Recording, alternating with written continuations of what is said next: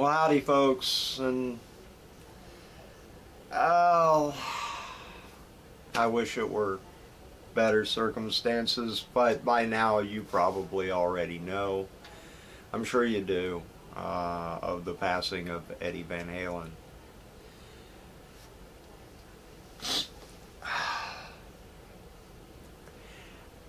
I wasn't sure whether or not to make this video because, well, yeah, I'm not a Van Halen expert.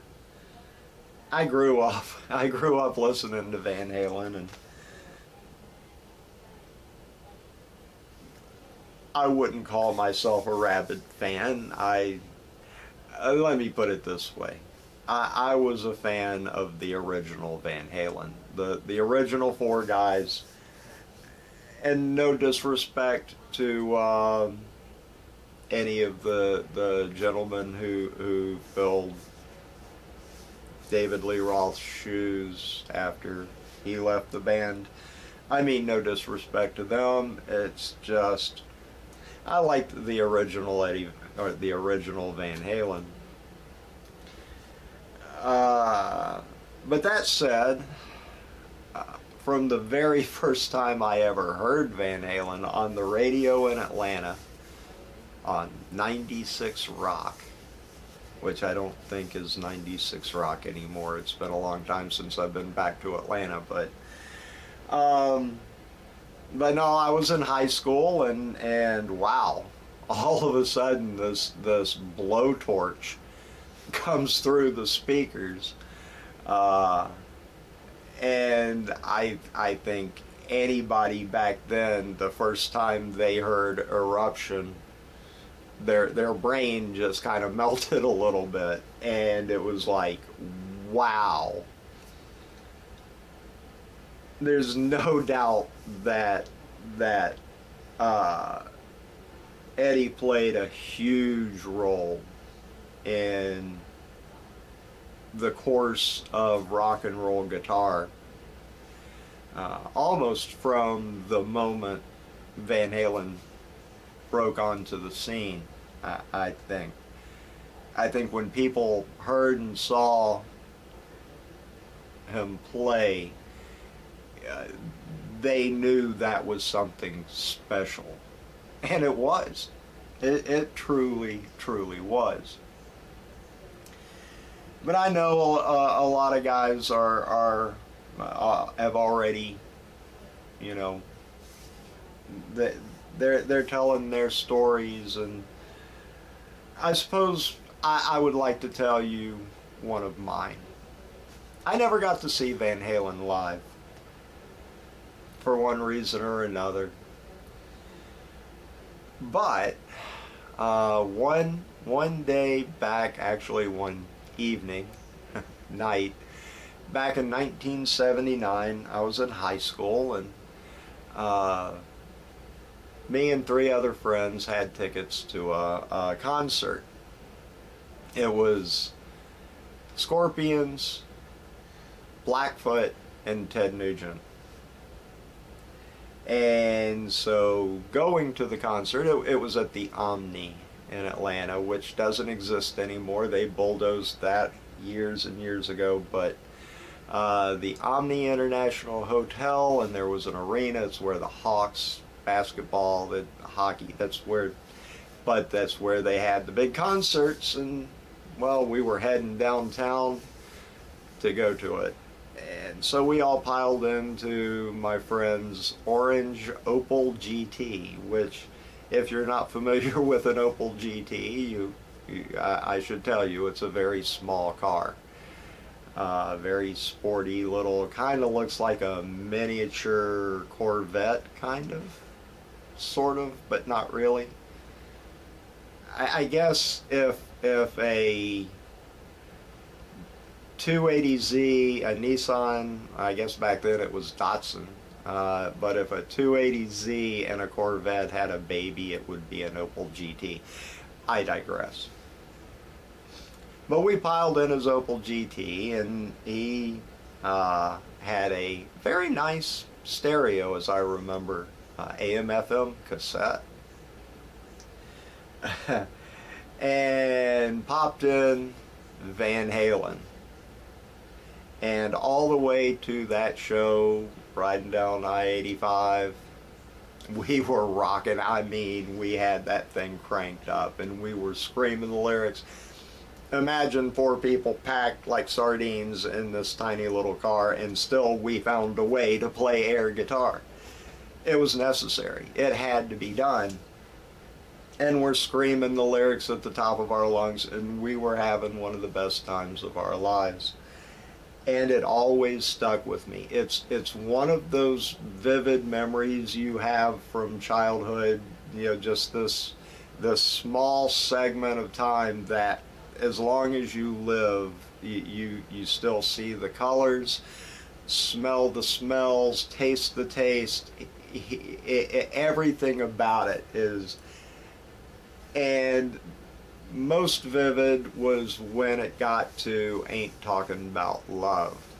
And that always, from that moment on to this day, that's always been my very favorite Van Halen song. Always. But yeah, I remember at the time thinking to myself that this is next level stuff. I mean, I grew up listening to, you know, Alvin Lee and Ted Nugent, and I was into Frank Marino, if any of you remember Frank Marino. And of course there was Clapton, and there was all the Jimmies, Page and Hendrix, or Hendrix and Page. Not to mention Billy Gibbons and so many great guitar players. But listening to Eddie Van Halen play, holy crap, this is next level stuff. And I remember thinking, oh, many years down the road when we're all dead and gone, and they talk about the great guitarists throughout history, Eddie Van Halen's name will be mentioned every time. I mean, you can put guys in different orders, but he's going to be up there every single time. And I remember thinking, you know, it's not just how fast he plays.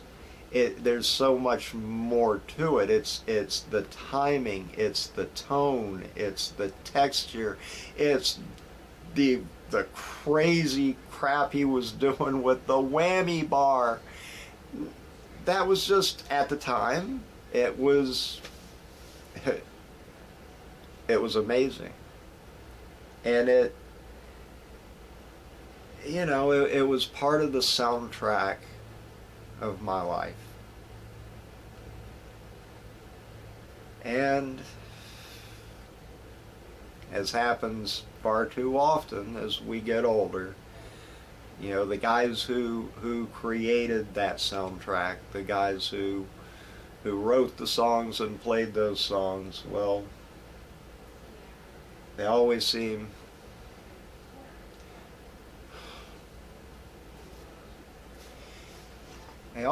to leave us too early.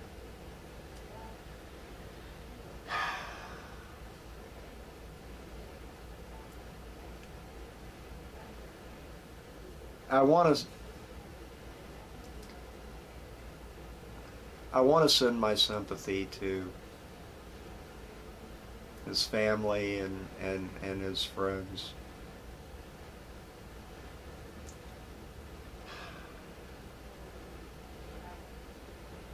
I hope they can find comfort.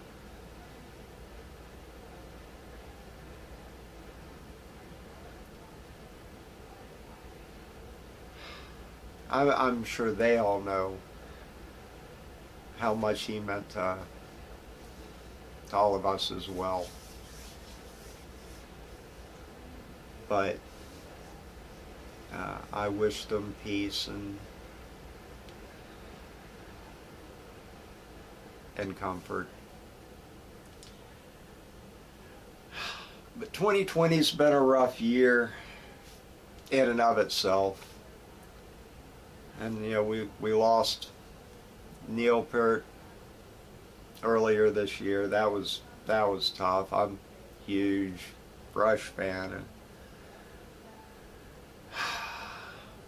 and now with Eddie's passing, it takes the suck factor just way up there.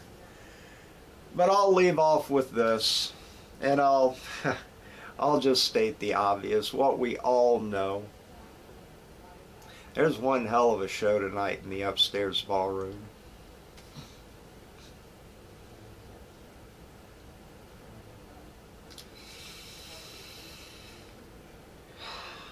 Of course, it's a big price for a ticket, but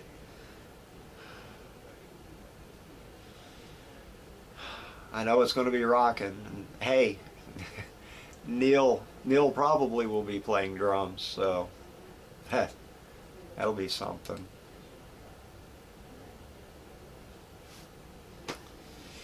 Anyway, that's sad news. What can we do?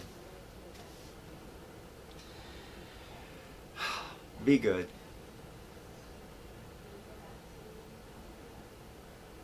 You know.